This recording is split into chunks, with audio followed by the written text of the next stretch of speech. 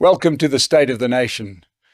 And just before we get into today's very, very important interview, I want to just thank our sponsors, Pace Car Rental. Remember, you can go and hire a car from Pace through their website. Use the code SONA, and they will give you a discount. They are growing and all over the country, so support them. They're supporting us. It's all wonderful. So let's get on with the show. You know, we look at a lot of information, we hear a lot of presentations, we interview many people, but it's so rare in the South Africa we've got at the moment to hear somebody who talks backed up by the numbers and with steps that must be taken if South Africa is to be the success that we all want it to be. And joining us is somebody who's been on the show before, but now we've got him here properly, and we've got a wonderful presentation that he's going to take us through. And that is former Statistician-General Dr Pali Lehohla. Doctor, welcome to State of the Nation. So lovely to have you here. Thank you very much, Mike. I'm pleased that I'm here. Yeah, yes. We were at the same conference, and I saw you doing this presentation, and immediately this is information that is based on science, that people have to see, and you're going to take us through what you have put together. Just give us a broad explanation of what we're going to be going through now. Well, you know, South Africa has gone through a deleterious experience that all of us collectively say this is not where we expected ourselves to be. Yet we find ourselves there. The question that we find ourselves there is, who took us there? And I think the presentation is about who took us there. Okay. And having said who took us there, then we have to say, how are we going to take ourselves out of it? Yeah. Yes. Because it's up to us. We are the numbers. We're the people that have got Absolutely. the country. Absolutely. A lot of the people that may be responsible for the situation we're in, they're fine. We don't have to worry about them. Let's have a look at some of those key social and economic indicators that you... Yes, I mean, one of the things that is happening, poverty is on the increase, unemployment is increasing, inequality is on the rise, growth, of course, is southwards. This governor of the Reserve Bank said that it might be 1.7% this year, GDP growth. But the first two quarters average 0.4. In order to get to 1.7%, we have to grow by 3% in the remaining two quarters. Where will you get that? Yeah. It's absolutely, you can't get it. So he is bound to revise it downwards. And this has been the trend, that growth has always been revised downwards. You look at the history, it's been growth. And therefore, it suggests that there's something wrong in the architecture of our modeling or thinking. There are things that are fundamental that probably we are missing. Yeah. When we miss growth by a factor of 4, so it's 400%. I mean, so if you had 1.7, and then only might average only 4.4, then it means we have actually missed this by a factor of 4. Right. Yes. And socio-economic development indicators are trending south. I mean, people walk literally excuse my language, in shit. You see shit floating around. And of course, it also happens, people campaigning to be voted. I mean, we have lost our sense, we have lost the critical north, we have lost our soul. You cannot go and campaign to be voted into power when you have those kinds of indicators. And social contract is teetering. I mean, the kinds of things that we see that are happening against Dokran being killed, murdered, assassinated. People have so many cars. I mean, 14 or whatever number of Lamborghinis you can think of. And care has dropped as badly. So all these things are things that have to worry us. So what are, against this, what is the character of these indicators? Inequality is racial. We'll see it in one of those. Inequality is age-driven. There's ageism in it. is gender-driven, is spatial, and all these drivers come together to form a very toxic cat powder for South Africa. Unemployment is a black thing. When I say it's racial, it's a black thing. And it's because blacks lack the kind of education that is necessary. You'll see that as well. It afflicts the young. So if you are young, you don't see a future in this country. So it's something that when it's bestowed on you as a young person, we must feel very disgraced as the elder people across race. The poor are female. And in rural provinces, and of course in urban poverty now has come up. So the poor are black, rural, unemployed, and uneducated. This is the characterization. So these burdens are in that kind of fashion. At some point, I'll have to say, what do we need to do? The president has just released the 10-point plan, which is 2025. I think these guys are going to run out of points. Yeah. One of these days, they had the 14-point plan, the 9-point plan, and all these other things that had some point in them. Now I'm sure that the points will ultimately run out. And they want us to hang our hope on the 10-point plan 2025. It follows on the ERRP and the DDDM of 2024. Well, there were plans before that, the RDP, the GIA, the SGISA, NGP, NDP, the 2019 program of Tito Mboweni, Yes. which was released by Treasury. This 10-point plan is part and parcel of that failed experience of 2019, which was released in August. Yeah. Primarily because it doesn't have an economic system in it. This is the problem. So the president is pushing this 10-point plan 2025, which has just been cooked Yes. in the government of national unity more recently. And there's no history around that thing. Yes. And if I could just jump in there, this 10-point plan is really low on any detail. It's a wish list, really. It's not really a plan as such, isn't it? Oh, well, I mean, look, when you think about planning, I'll talk about planning. At least there are some fundamentals, even if you may not have the facts. But at least build some scenarios as your guardrails. Right. At the very least, you must have scenarios so that when you see something in the horizon, then it may trigger a sense in you of what you can expect. Right. Many say that our problem is implementation. We have good plans. No.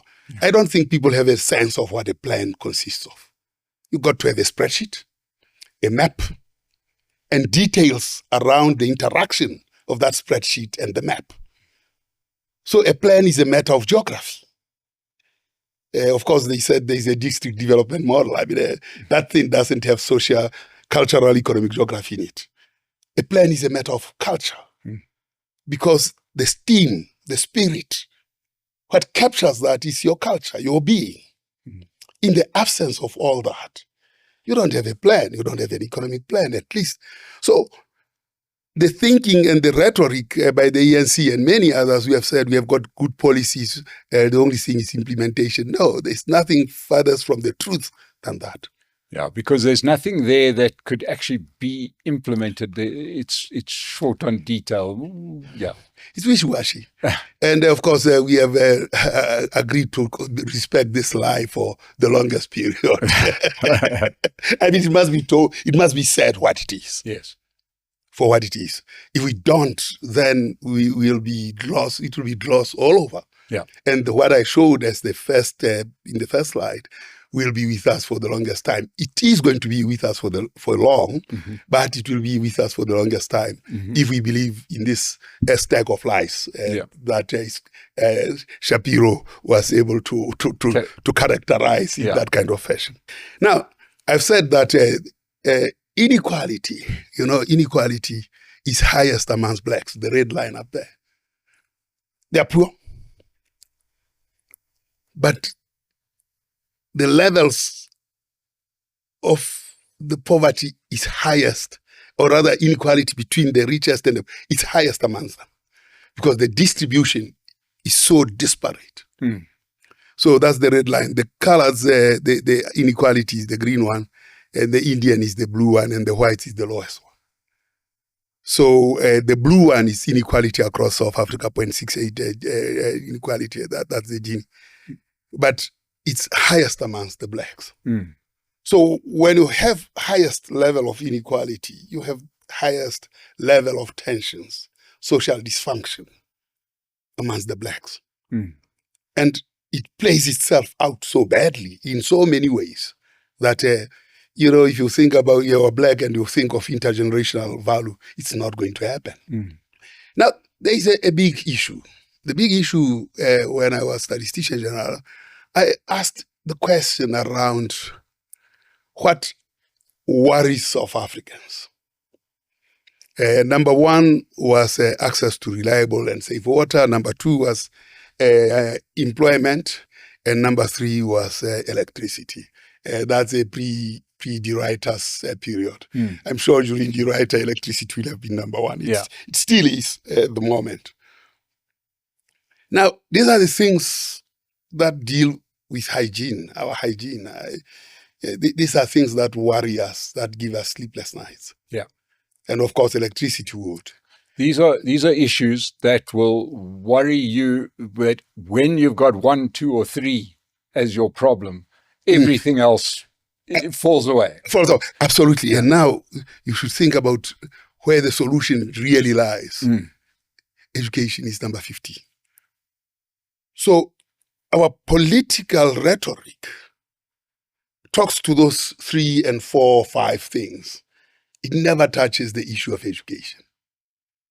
And if you think about education, and I'm not talking about university education, by education I mean the ability for the brain to articulate in a manner that solves problems.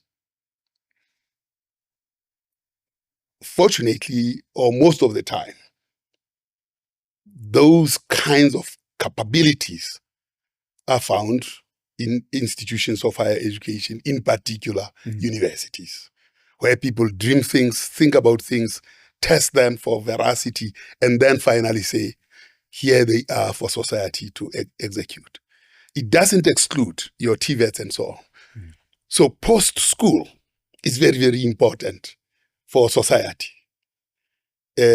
I'll show you an interesting part. So if our social being puts education as number 15, and our political being puts education at number 15, it means those who we vote into power see this not as a priority because we reflect that ourselves. So we deserve the leaders we have, or at least we deserve, whether it's idiots or leaders, it doesn't matter, but we deserve those that we have elected. Dr. Lehohla, I just want to stop you there and ask, have we made too big a deal about tertiary education at the expense of schooling? Mm-hmm. Where, we see many advanced countries where, university is important, but it's not in South Africa, it's the ticket out of poverty. But something seems to be wrong at the basic level, that people aren't matriculating, able to deal with themselves, make their own way in life. I'm coming to that. Okay. And in fact, you will see that we are failing at that level. Yeah.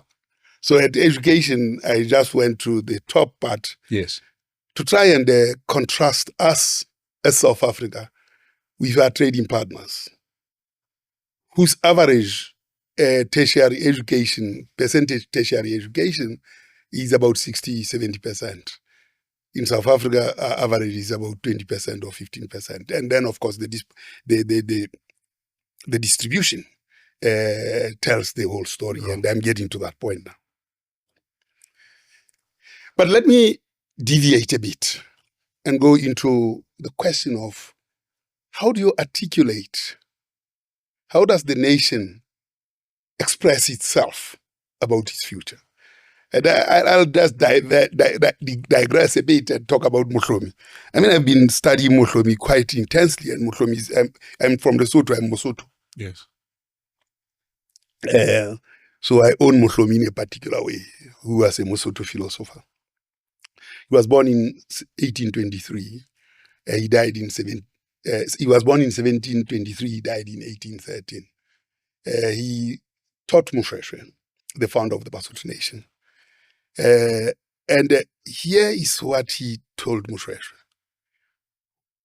After Moshoeshoe answered him, when Moshoeshoe was brought to him by his parents, the parents of Moshoeshoe took him to Mutlomi. He had killed 5 people as a young man. Before he reached 25, he had killed 5 people. And the parents were worried about this young man who fights and then kills, So when he got there, Mutlomi asked him, Moshoeshoe, what is it that you want? Moshoeshoe said, I want power. And power then could be associated with ritual killings. So he would need to go and kill some people so that he gets the ritual parts to strengthen him. The killings that he did were not ritual. They were just stick fight, and then he kills. But ritual has mystic around it. So Mutlomi said, no, Moshoeshoe. To be a powerful person, you don't need that at all. Far from it. What you need is to know yourself, know your people, mobilize stakeholders, create conditions for productivity, and through that productivity, guarantee intergenerational value. But at the base of that is you must love these people, you must love your people unconditionally. Now, Mutlomi introduces a computer to Moshoeshoe. And this computer is about integrated reporting. And there was no computer. But integrated reporting, he saw it as the key to being truthful. The lies will come out. The truth will come out when you have integrated reporting, because everything has to report into this.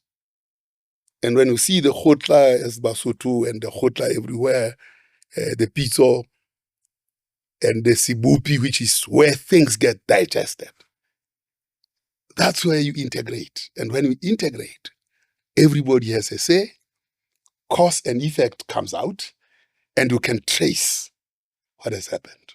That was what Mutlomi provided for Moshoeshoe. And, well, during the Rifatani, a lot of people were running for sanctuary to Moshoeshoe. During apartheid, a lot of people ran to Lesotho as that symbol that Moshoeshoe had created. So when we think about Mutlomi, we think about scenarios, and this is the topic I want to get into, about scenarios. In 1993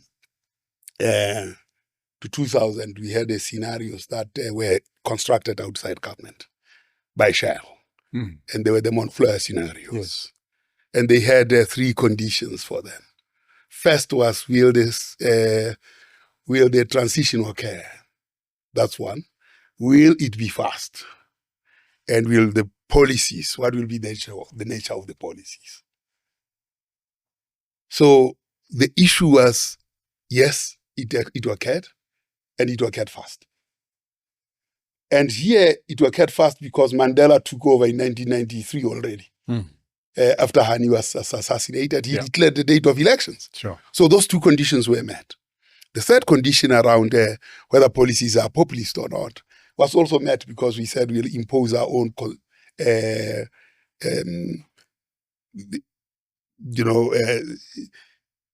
Constitution. Impose our own policies. Yes. I'm trying to get the word now. The word goes. I'll remember the word. I think I'm getting old. And the results were anticipated to be inclusive democracy. But at the end of that, we knew that democracy was not inclusive. Except if we define democracy as ticking the box and voting power. So this was the scenarios that were outside government, that were introduced into government, and government had to manage them somehow to see to it. So the policies that we imposed, I mean, IMF and World Bank, we went through those policies, and RDP was pushed to the backside. And then, of course, in 20 2001 to 2007, we went into a new set of scenarios, which were actually grown in government, homegrown. And these were the memories of the future. And those policies coincided with the build-up for the World Cup. They coincided with the mineral boom that China was thirsty for.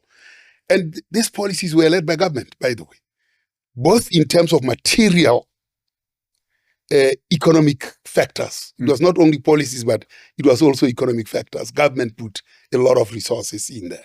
These are the Thabo Mbeki. Yes. Right. And the outcome of that, we don't know, was that growth was within, for 5 years, was at about 5-6%. South Africa was surprised.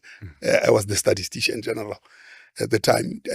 And we had what we called a Moshoeshoe moment. We didn't hold fast to that moment. Because I bet South Africa requires a World Cup every year.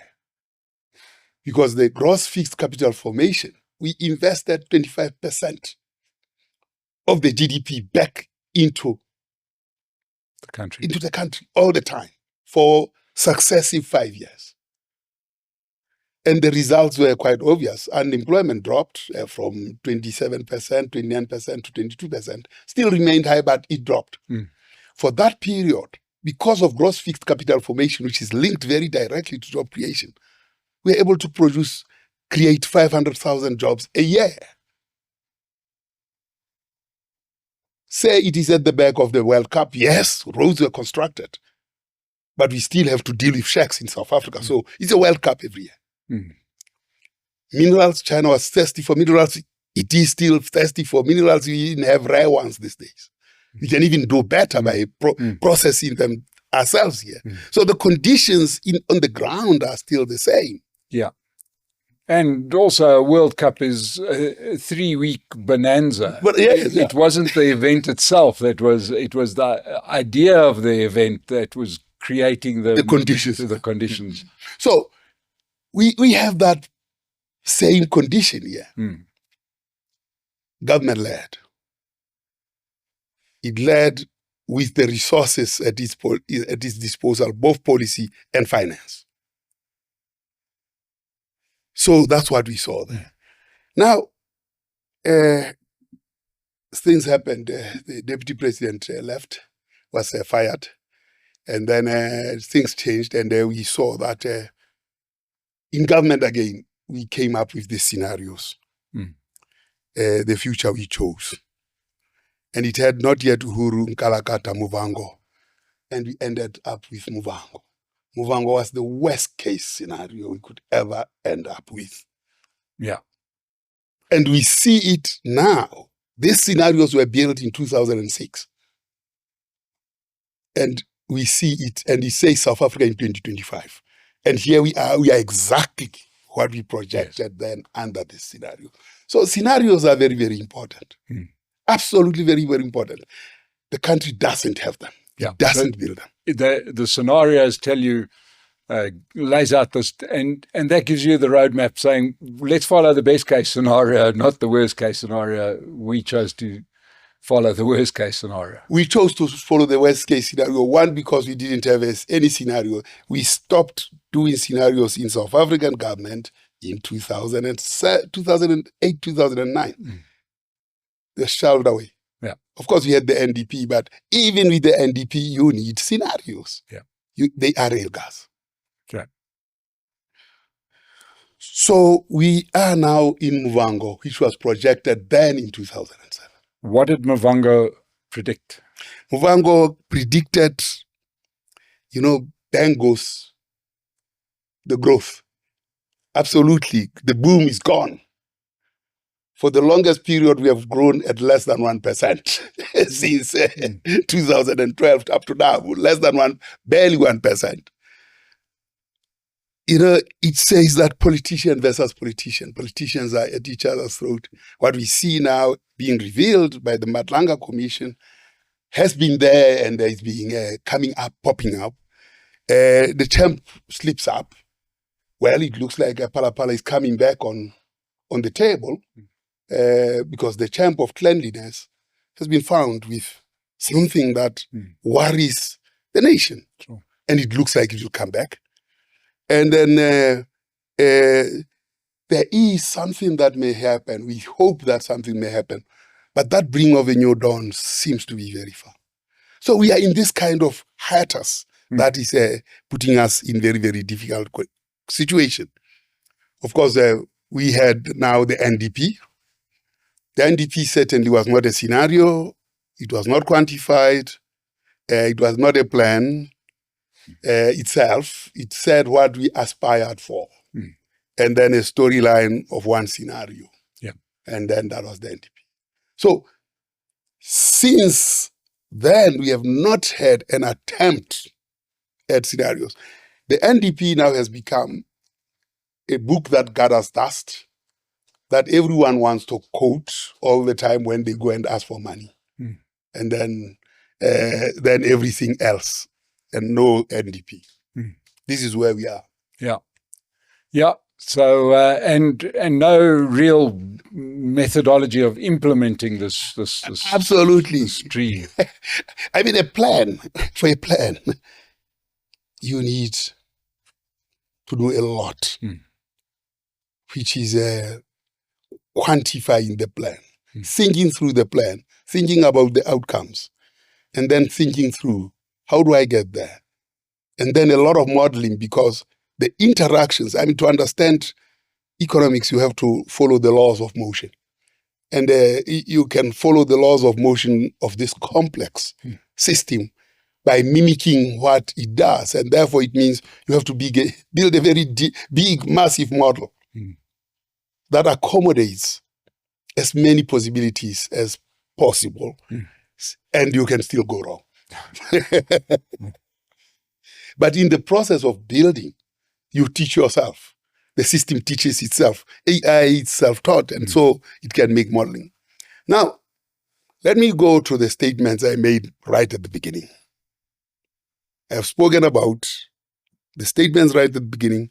I've spoken about what we haven't done, and I've shown some scenarios. And now I want to give you,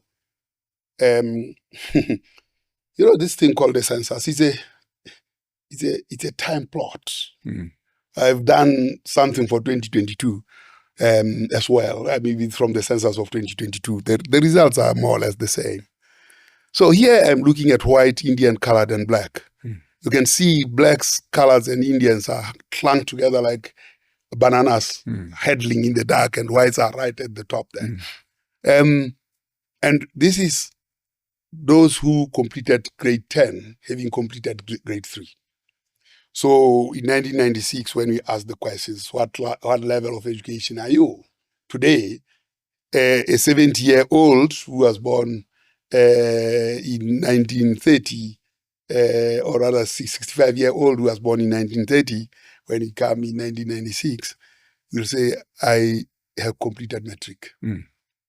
This is where those who were born in 1930, around there, 1950, had not gone above metric. Right. Amongst whites, they had already gone up to 70% of them. Now, Verwoerd in 1953, you can see this point there, it's 1953. Yes. Verwoerd comes into the parliament and says, what's the use of teaching Bantu child mathematics when it can't use it in practice? Yeah. Because at that point, the black person is viewed as labor. As labor, yes. Now, that's where it is. And now he says, no, we are introducing Bantu education. So it was 5 years after 1948, the Nats had taken power. Now, you see how the graph moves. The Indians suddenly take a different trajectory. They reject that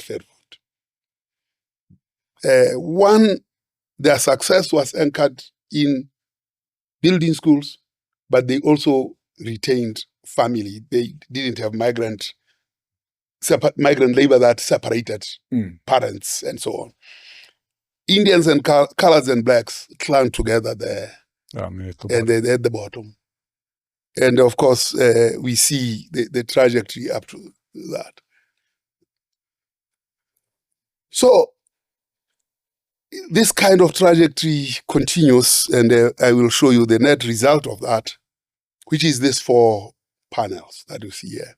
The panel on the left, I don't know what has changed, made the color look that way. The color scheme is not similar to the color schemes of the other 3. Right. The top left is Indians. Right. The top right is white. The bottom left is black, and the bottom right is colored. You can see that graph of 1996 made everybody at least go up to somewhat to metric. Right. Whether they passed or not, it's another matter. They went into metric having completed grade 3. Now, there is, in the Indian graph, you can see that gray bar, yes, with a pink top. That is the 2 large colors, the orange and the green, in all other panels, 3 panels, and the brown and orange amongst Indians. That brown is supposed to be orange. Right. That orange is supposed to be green. Yes. Those 2 panels you can see, it's cohorts of people that go through primary school, which is the orange, and go through high school, which is the green. Right. The purple and the blue are those who then proceed to complete tertiary. With the purple being Ambach and the blue being university. Now, when you look at the length of those bars, you measure the percentage of the population of those that age who then proceed and complete metric, complete tertiary. Amongst the Indians, if you look at that light, is it gray? That thing that looks like gray, and then the pink at top. Yeah. The pink is Ambach, what to call it, trades, and then the gray is university. That comes up to about 80%. Right. Or 70%, because at the bottom, you can see there's a little bit of orange that still proceeds there. It means the likelihood of an Indian child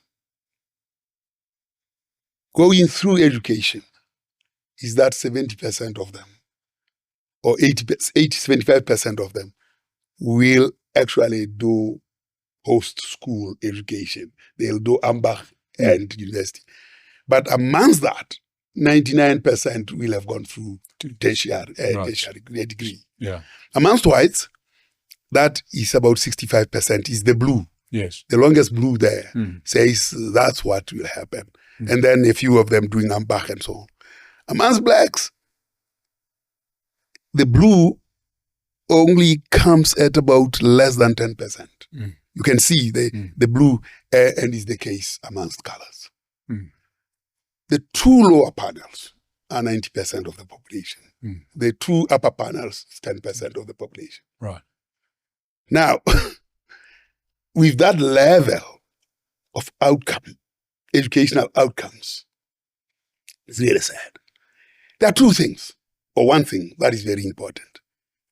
Our constitution suggests that we must build a nation.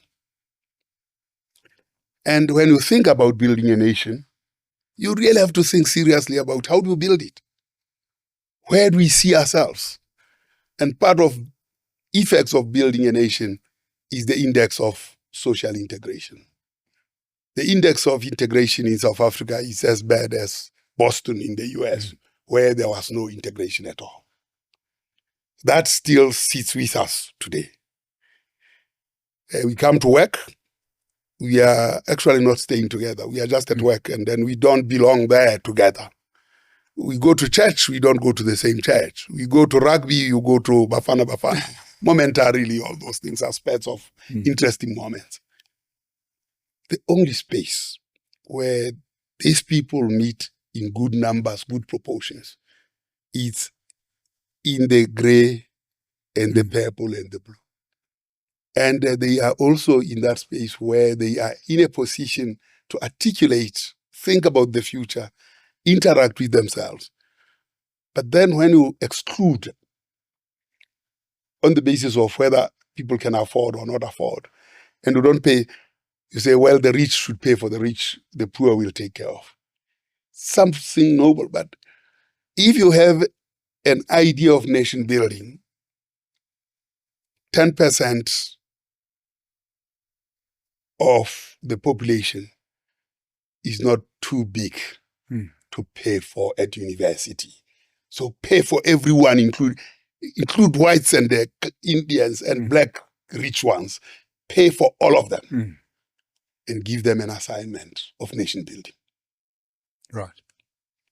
We have not done that. We started nitpicking on a crucial matter that we never defined. And this is the weakness of our planning. When you think about a plan, you will actually know what is the terrain, which way the wind blows, what should I arm myself with. And if you look at everything else, the only space where you can arm ourselves is at university. Because we have blacks, whites, coloreds, and Indians in numbers that are many, critical. And they also have the fertile land for learning. And they have a responsibility to answer the question, what South Africa they are hoping for. And they have the tools to do so. And that's where you have to pay for everyone and say, I want every year an answer on what South Africa you wish for.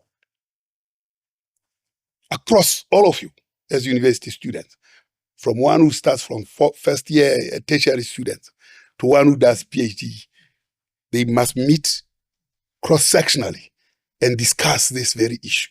What is the South Africa you wish for? If we start doing that now, we are likely to get out of this quagmire sooner than we could imagine. And we must pay for everyone. If the parents want to pay, no, say you can pay if you want to pay, but we are paying for them all because we have to bind them together to build a nation out of this people. Rather than say we'll pay for the poor. There's more tragedy around thinking about paying for the poor. Because when you look at the poor, the family is broken. The first points I made earlier. And we have a nonsensical kind of condition that if the joint salary of the parents makes it them not to qualify for scholarship, will not pay for scholarship. Now, amongst blacks, that kind of thing is destructive.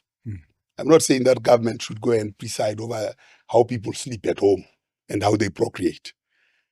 But when this thing is pandemic, a policy position has to be taken. Because if it is not taken, and when it is not taken, and indeed it is not taken, gender-based violence and abuse of children will never stop. Because you are forcing the mother of this husband or would-be father to the child who is gone to go and find this person to come and pay for the school fees. That's pandemic. 70%, 63% of fathers say they are married. That is, people who have children who are men. And that is against 33% of mothers. Now, if 50% of the mothers reject these fathers, what kind of society is that? And how can we impose anything on those to say they have a joint income that can look up? So our analysis and understanding of the social fractures that afflict this country doesn't exist. And that's why we are in this perpetual kind of situation where gimmicks substitute. The hard way. So this is where the crux of the matter is. Poor education at high school. And then you add one layer, I don't have the slide on that. Children who are in grade 3 to standard 8, grade 7, don't fear mathematics. That's their preferred subject. From grade 8 on, they fear mathematics. the love for mathematics, they'll say that 35% say, and they are the highest cohort is 35%. They like mathematics. English and other things come at 20 and so on, but 35%. But by the time they get to grade 8, only 17%. Why? Because the president says they shouldn't like mathematics. The Minister of Education says they shouldn't like mathematics. The teachers, the circuits, the premiers, the NECs, the parents. Because every year they have to show a certificate that they have passed. And that thing called mathematics makes them fail. So the school will drop in terms of pass rate. And then the president sits there and says we now have improved the pass rate. And no principal wants to drop the pass rate. And therefore, in order to improve, they have to avoid doing mathematics and do maths literacy. And Verwoerd has won. And Verwoerd has won now. What is the use of teaching Bantu child mathematics when it can't use it in practice? Doc, before we go on, to achieve this, there's two questions that come to my mind, and if I'm going ahead of this, please tell me. You pointed out the staggering increase of the Indian cohort in our country, and you put that down to those very factors of strong families, of commitment to education, right, to building schools within the communities. This solution, the way I see it, can't happen unless everybody adopts that pose. You've seen the white population, as divorce rates has declined, has increased. That dominance that the white population had on education in terms of percentages has fallen with it. Is there, everybody seems to be silent on this need to address the family structure, this kind of social problem? Well, you see, economic foundations fundamentally ignore that. Yes. You see, economics, or something, I don't want to call it economics, but living and livelihoods are a result of cultural economic geography. So you bring culture, you bring economics, and you bring geography together. And therein, in culture, there is this family thing that we talk about. How do we, as society, manage to sustain ourselves into the future? And that intergenerational value that Moshoeshoe spoke about, and where he advised Moshoeshoe that know yourself, know your people, love them dearly, so that you can come up with intergenerational value. In the African family, marriage is something else among the blacks in South Africa. As I said, 62% of the fathers say they are married against 33%. And your question is very appropriate. Can actually we see education in the black family? The answer is, at the rate at which we have gone, at the rate of dysfunction at family level, it's not going to happen. It requires a much stronger policy intervention. It's no longer something that can be done by individuals that are afflicted by this. It requires a policy intervention, mobilization of society, and then appeal to our own culture that a village creates a child. And I think Ubuntu, all those things are cultural sentiments, cultural artifacts that we have built. And if we get the universities to deal with this matter and embed those into policy structures, model it and say, what are the instruments, what are the hard instruments that we should use to deal with this hard issue in order to get the country on track? And then the next point, you mentioned that everybody, the state should, it would be in the state's interest to pay for this across the board. Then we've had this chronic underinvestment in tertiary education institutions. It's, we're still living off largely the universities that were built for a very much smaller white population. We've added a handful of universities, and the government seems to be almost reluctant to build them. So that must be a World Cup moment, shouldn't it? That should be the challenge to double. Well, you see, when you are on a trajectory that is negating, it's very difficult to get out of that mold. You can see the pass rate amongst blacks. I mean, why you don't want to build universities when these guys are failing? The universities will be empty. Yeah. And then, of course, the Minister of Education, Higher Education, has a good excuse to say, I can't build universities because they will be empty. The rate of progression is so low that... And then the Minister of Education, Basic Education, says they are failing, and therefore we give them mass literacy so that maybe they could do something better or different. And one of the things is that children say, we want mathematics, we like mathematics. They are innocent until the innocence is taken away by the president, by the minister, and by the MECs, by society in its totality, so that they can flag a certificate and say, they've passed in December. And then after that, reality strikes. This is the tragedy. And I'm sure Verwoerd smiles in his grave, while Oliver Tambo, who was a mathematician, a scientist, probably mourns so badly around how we have mismanaged education here. Yeah, because, the other thing, of course, the other question that comes up, which I know you'll deal with, is standards. Probably we have been, it hasn't been helpful to lower standards. It's been problematic. It doesn't help.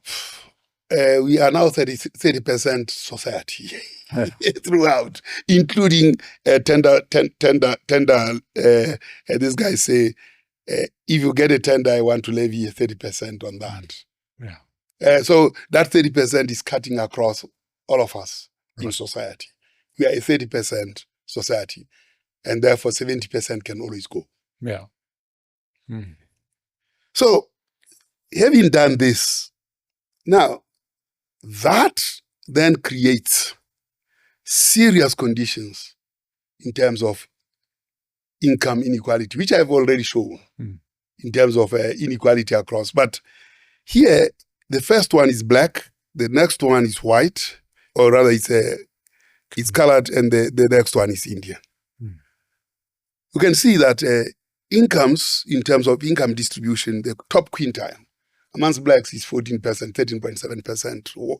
Colors is 20%. Indians is 40.6%. Amongst whites, 73%.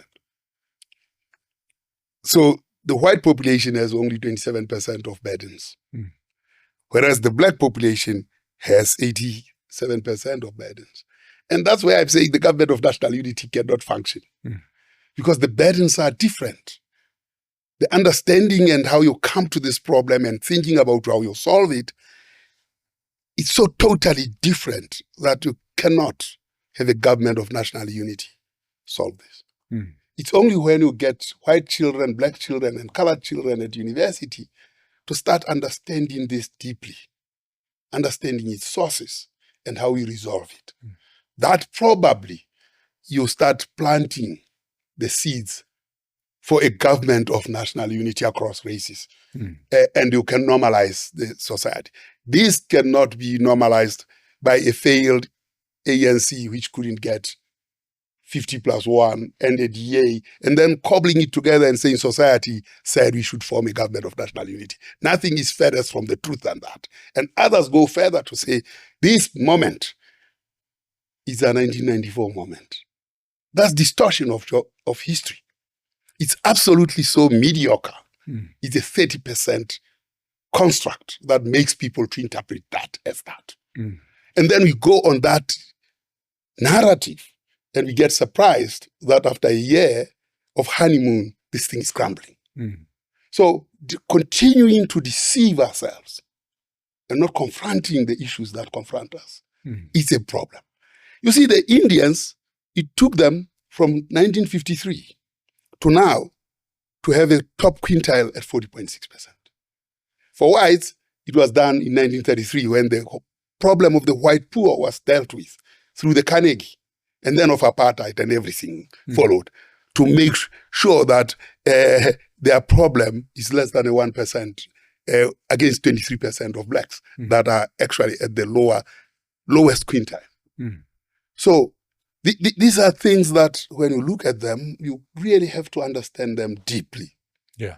And they must be at the center of our policy design, of our discussions, so that we can face these problems honestly and think about what is the future of South Africa as a nation, and how do we weave it. You see, one of the things, I don't have that slide here, I was interested in seeing unemployment and how it manifests itself. And when I did this, I realized that people who have done mathematics are more unemployed.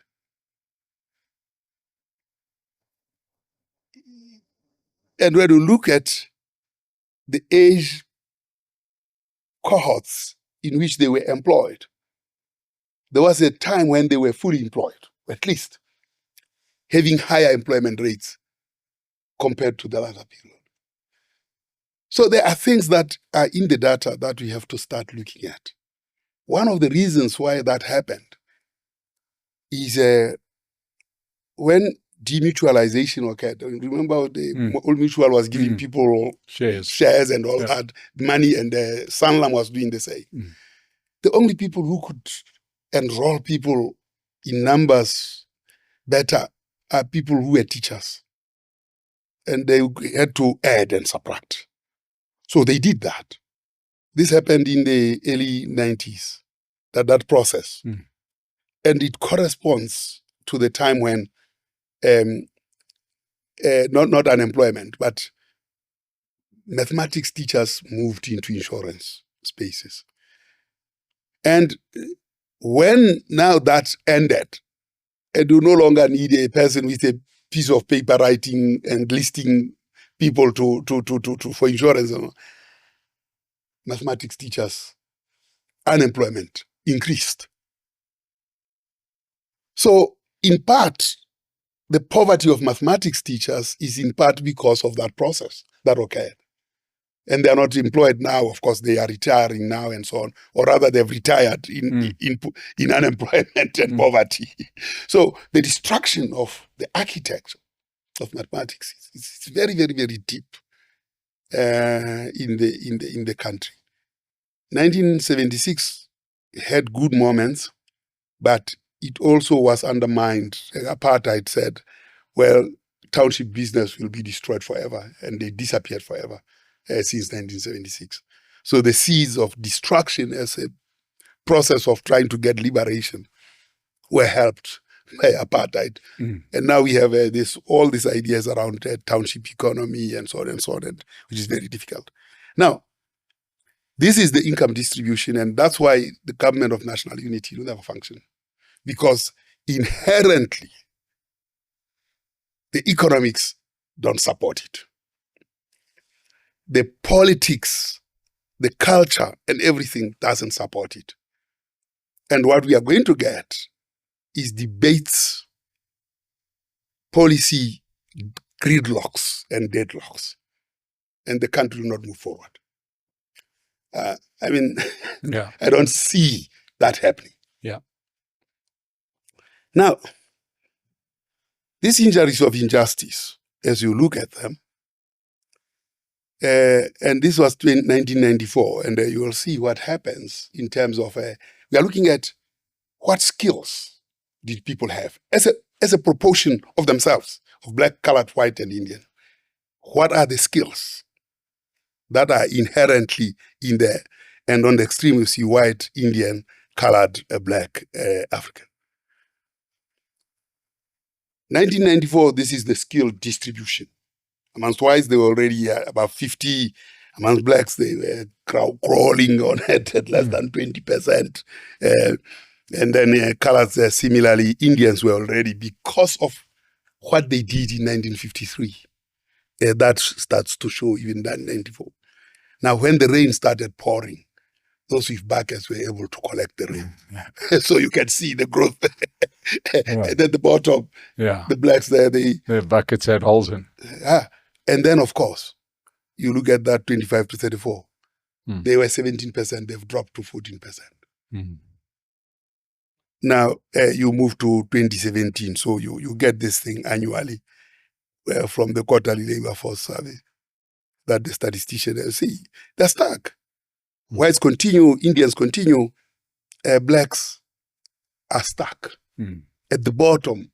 So 85% of the population stuck in that narrow range of skill doesn't have any effect whatsoever for valorizing that population group, which is 85% of the population. So that's the serious problem. We are stuck. And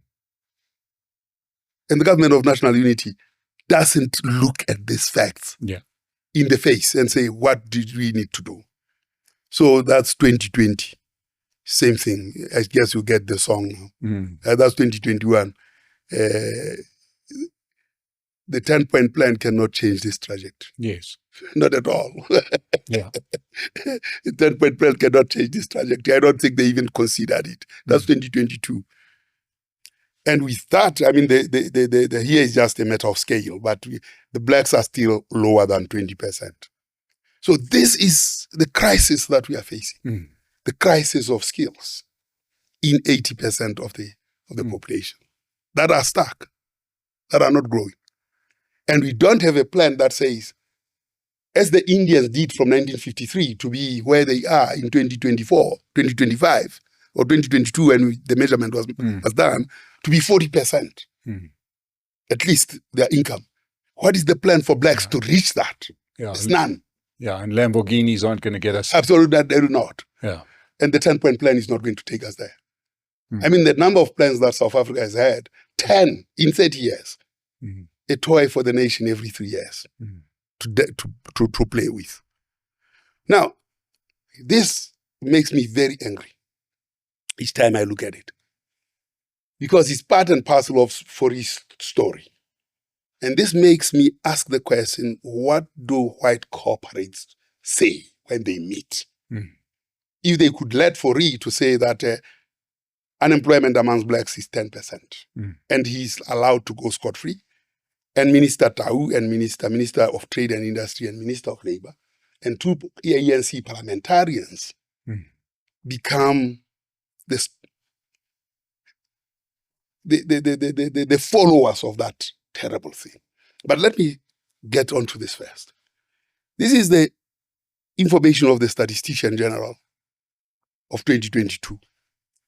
It comes from the income and expenditure side. When I looked at it, I almost jumped out of bed. Look at the rise of the share of expenditure amongst blacks from 41% to 62%. The blue and the orange. The drop in the expenditure of whites as a consequence of the rise in expenditure of the blacks. What drives this? Two things. Korongwana said you can eat seed. You can go and get your pension and eat it. Yes. And then Ramaphosa gave 350. Yes. The combined effect of that increased black expenditure.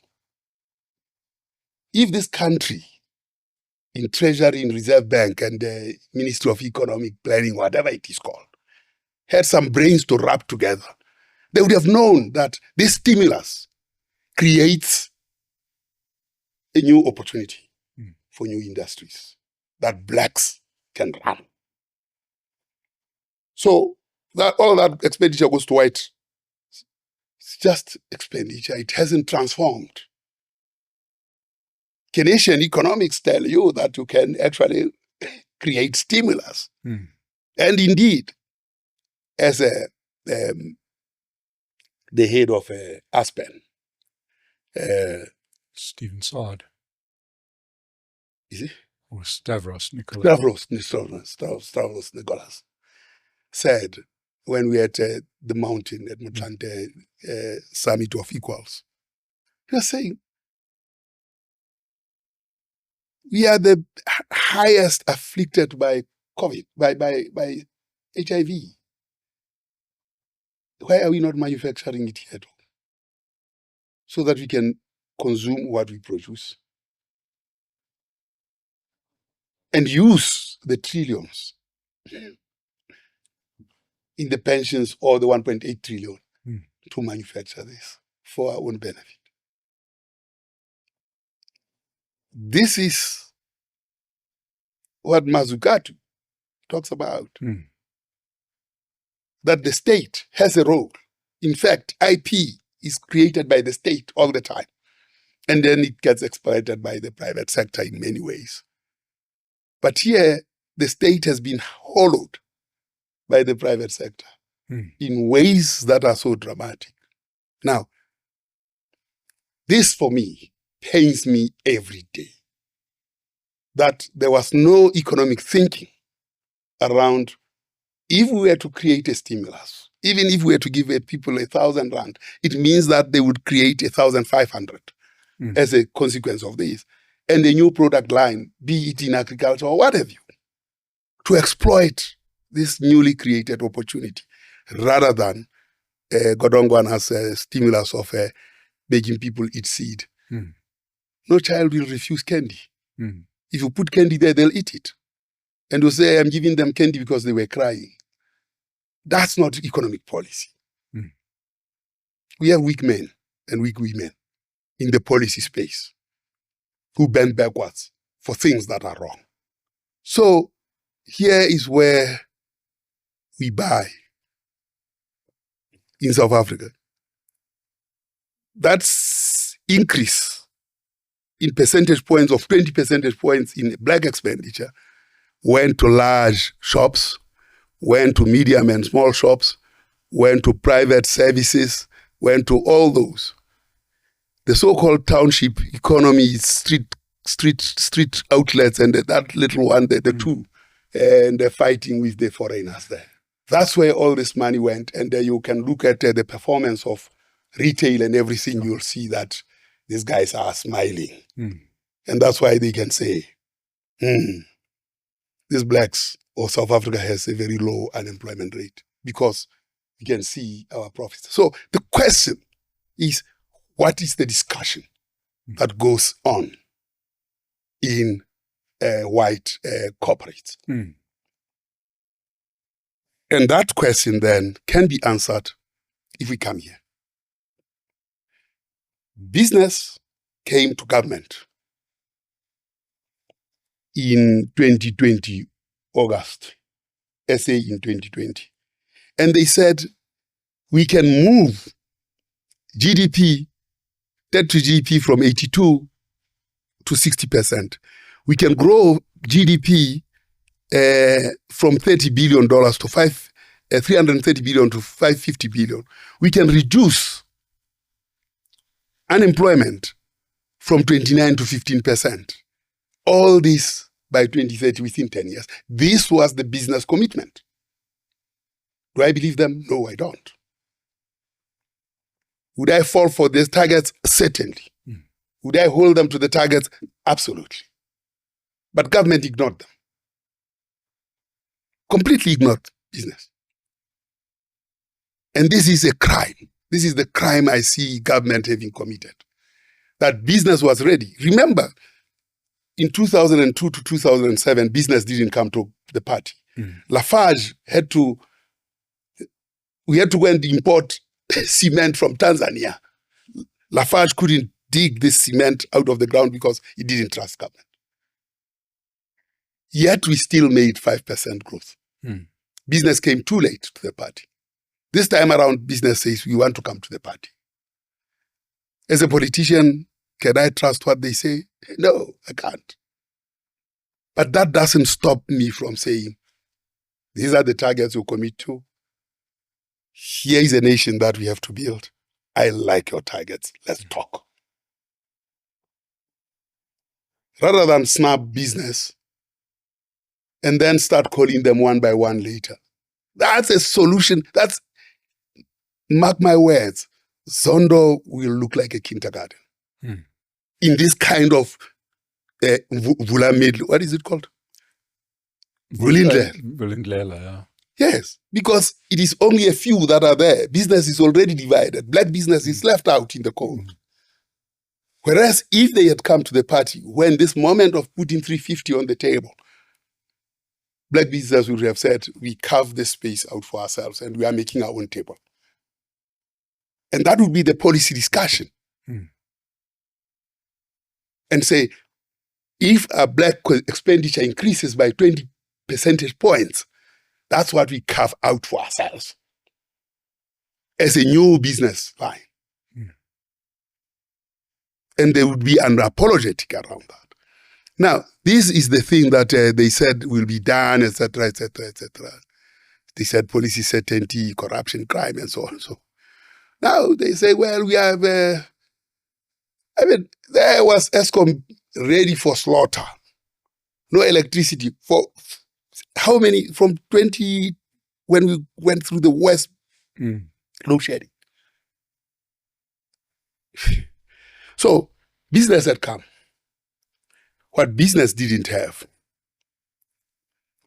what government didn't have, government had no plan whatsoever. You see, there's government, there's national treasury, it had Business for South Africa had a plan and targets.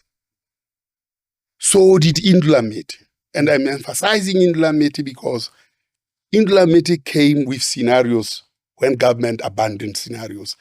And Indulamiti has been producing scenarios, the Gwara and so on.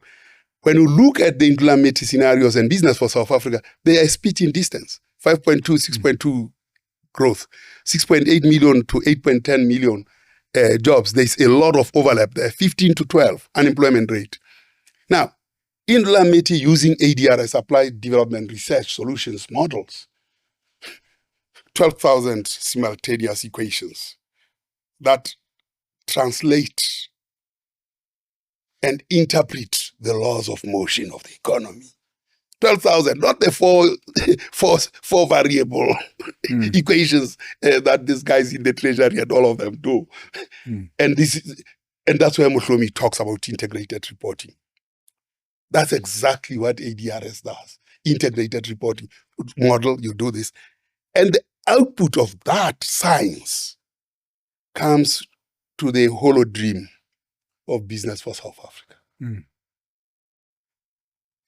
If we agreed on targets and we have the science behind it, and we have a hollow government that has nothing on government, on national treasury, nothing was stated on those outcomes. Why? Because they don't have the tools. The 2019 thing, when we asked, what is this? Is the 100,000 jobs over the next 5 years, or is it every year? They retreated. That book that was passed on in 2019 August, where the late Professor Turok said, don't pass this MTSF, medium-term budget speech. Said to parliamentarians, don't pass this. 30 days he had passed on, died with his shoes on. There was nothing in government that showed these two columns of Business for South Africa in Indulamiti scenario through the ADRS modeling. Now, what are the important steps here? And then what are the important? What you see here is how do we reach GDP growth level above 5%? It is the interpretation of those two columns, the ones by business and the one by Indulamiti, under the stewardship of ADRS, using modeling. And the model, you should see the model specification. What are the key issues? First key issue has to do with business as usual. Business as usual, we said then, we'll leave you at 0.7% growth. We are still there. So even now, we are still at business as usual. And we even get below that 0.7% per annum. So, and business as usual, the policies of business as usual are listed there. They include the 10-point plan. So do you think we'll get out of? No, we will not. The science shows that we can't. If we are lucky, then micro reforms.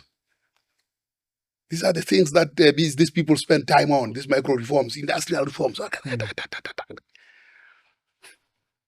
I mean, switch this thing this way, make it look that way. It will only add 0.27 percentage points. 0.27 percentage point. Then you go into trade and industry. If you look at all that will give you only 1%. And that's what is contained in the 10-point plan. This is what was contained in 2019.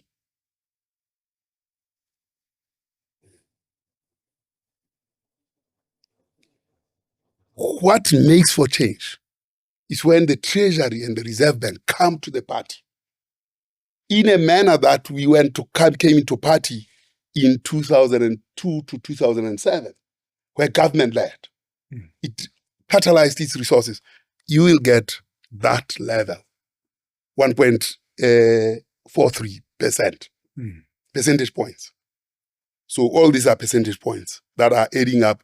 So that's where the secret is. And when that secret is done, then we expect, and you don't have to worry about the 350 or the 1,000 or whatever it is, the social grants. If you introduce that and put a black production line, then we'll get even more growth from that, so that we don't come and fight over support, social support. Then private sector, the 1.8 trillion, when we have done all that, that 1.8 trillion will come. But it has to come in that order. Sequencing is very important. The government must be at the center and use its resources to catalyze the private sector. And then FDI, foreign direct investments. It's okay, it can come. Yeah. Now you have your 5.7. This is modeled at its best. I don't show the model here. At its best, that model has 12,000 simultaneous equations. The government doesn't even have 10 simultaneous equations. They have to be done separately for every project. So that's why they have gone for projects. Yeah. And if you go for projects and not for targets, as we show them here, which targets deliver these last two columns. Exactly the same. The only thing that business didn't talk about is poverty, but poverty will be at 23%. The ruling party didn't have any program of action. The ANC is empty. So when you see the emptiness in that ANC column, and emptiness in national treasury, and emptiness in government, then where are we? Yeah. God can help us. Thank you very much. You see, ladies, that's why we've got to have voices like Dr. Lehohla. I've got just one or two questions to ask about this. I want to talk about the role of, obviously the key to a lot of this is education, as you pointed out. We are getting a very bad bang for our buck out of education, a lot of it, and it's skewed, and you can't factor into the model how many of those people that are getting those tertiary educations are leaving the country. Right, we're probably a massive exporter of that kind of talent that we so desperately need. I want to talk about the role of BEE, for example, in this, because the way I'm seeing something different to what I'm seeing, and I'm saying that if I'm a bright, young, top-of-the-class black graduate, I am being offered such a big inducement to go to the corporates who are already dominating South African business, or the state, where I'm being hidden because the people that are above me aren't as clever as me and they're insecure. So I am seeing the BEE as being a drag on the development, because that bright young person should be starting their own business, or should be starting that very business you're saying should it. Have I got that wrong? You got it right. I mean, what did the Afrikaners do? Old Mutual was started in the 1800s, 18 something. The Afrikaners saw this thing. By 1937 or 1907, something, I don't know, they started Sanlam. They said, we want to construct our own table. And that was AEE. Yeah, sure. Yes.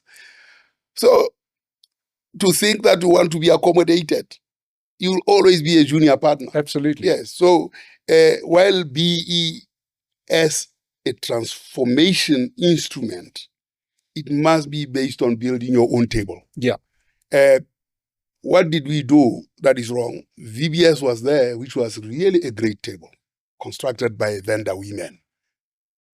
The products like Marwala, guy who is the university chair of the vice chancellor of the University of the World, from vendor. VBS. Anyone who is successful among the vendor here, at least who grew up in vendor, they knew VBS. The mothers there put their money in there. Vegetables, this. I talked about cultural economic geography. VBS was granting loans on the basis of cultural determinants, that I value the site where my father died. I'll build my house on that site. It will never be taken because I've defaulted. Default is not even in the mind. So you don't need a piece of paper that says you have title deed. Your title deed is embedded in your DNA. Now, that's culture. And that's strong culture. Of course, you safeguards. It's what has to be at the heart of our BE. Now, BE is not economics. It's not finance. It's cash. Yeah. Yes, it's cash. It's rands and cents and nothing else. It has no real serious value in the way it is structured to accommodate, not to create your own table. Because I can see that it's very difficult if you come out of those numbers with a wonderful education to resist that big paycheck being thrown at you without any risk. Oh, well, I mean, if your parents are struggling and you get this big paycheck, you want to turn away. It's very difficult. But you need cultural economic geography. You need projecting into the future and saying, where will we be? If we have 10 plans, including this last one, that's number points, in 30 years, who will believe in this thing? The Chinese, they dealt with this thing of tariffs long ago. I was invited to China with a few other heads of statistics offices. At the time, I just released the census of 2011. In 2012, I released that. And of course, I was dressed in yellow. Comrade, they were very nice, These colleagues of ours. I was called a statistician, comrade statistician-general. These results were never discussed. China discusses the results of 2010 census. I'm invited there. It's academia, it's the statistics office, it's the planners, it's the politics. Right all in one room. The question, what are the economic implications on the demography of China in the light of the 2010 census? Given that we are aging, what does this data tell us in terms of our economic policies? 3 resolutions were taken. First resolution was we are relaxing the bedroom, 2-child policy, 1-child policy, scrapped, 2 children. They're struggling now. And they've extended that in 2021, which is 9 years later, or 11 years later to 12 years later to 3 children. Yes. So that they can get not a bigger population, but a different structure of the population. Almost a box, rather than a head pyramid. Yes. So they're struggling, they're working with that at the moment. And when they do that, they know that a child born today will live for 8 years. Mm. So their plan is 8-year plan. It's not this spaza thing that the president is pushing for the nation for 8 years. And that means a consuming population, a productive population for the next 8 years. A population then that will not be affected by tariffs from the US. Done in 2030. I was at the Mtlante's thing, foundation, and I reminded Trevor Manuel, who was my minister, that you remember I called you about China refusing to be the biggest economy. Purchasing power parity. Statisticians do these things. They get collate this data, and then they rank the countries. I mean, the data is thrown into a systematic processing, and then country number 1, number 2, number 3. China comes number 1. Chinese say, no, we are not number 1. Same methods, everything. I had to call, I was sitting on the board, World Bank board, on this ICP thing. So we had to call a meeting to come and talk to China. Because Angus Deaton, the laureate, had said we must expel China from the statistics, UN statistics system. A correct recommendation, but one you can't implement. It's unimplementable. Yeah. So when I saw this, I had to say to my colleagues, I said, no, this resolution is unimplementable. And I think we need to hear China out. And then I called Trevor Manuel. I said, Minister, I have to go to Paris so that we go and discuss this. If this recommendation even sees light of day, we are going to disrupt the whole UN statistics system. So I beg your indulgence to look and manage this politically wherever you can. I'll go into the technical arguments around it because it's just too dangerous to disrupt the world. So when you got to there, I mean, there are things that are technical change and adaptive change. And I saw this as one of those, adaptive change. By listening to what China says around this technical problem, one can also assume an adaptive posture to solve this problem. What was the problem? In the course of the discussion, they threw snippets in the moment of rage. And then we said, this is the problem. They don't want to be number 1 because they will be asked to lead the world, take the lead in the world in many things. They lose benefits of being number 1. Above all, when China is number 1, the Chinese will demand number 1 salaries. And they're not ready for it. Because the delegate from China was saying, no. Only if it was 2017. So they knew that they would be number 1. But the child arrived too early.